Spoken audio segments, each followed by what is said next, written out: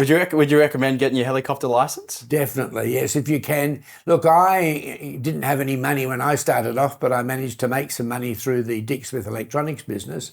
And when I got enough, it said it was $23 an hour to learn to fly. So I went out and I learnt to fly fixed wing aircraft, which I didn't really enjoy that much because there was always a wing below you. It was hard to see out, and if you did see something good, you couldn't land because there wasn't an airport nearby.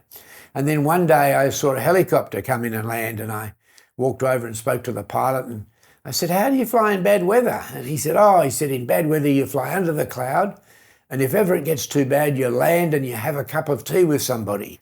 And if you know me, that's my type of flying. So I immediately got on the phone and rang up Bell Helicopters, ordered a helicopter.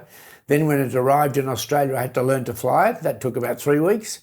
3 weeks? 3 weeks to learn to fly, and then ever since I've been flying helicopters. Wow. So how much harder was it to learn to fly the helicopter versus the fixed wing, the plane? So helicopter's harder to fly. I think to get to solo stage in the fixed wing, it took me about 5 hours, but I think it took me about 15 hours in the helicopter.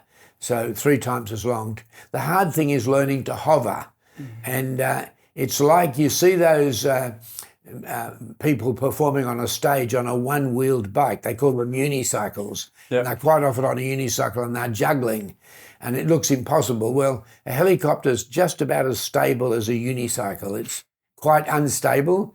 But after a while, it's amazing the human being what it is. You just get the feel of it.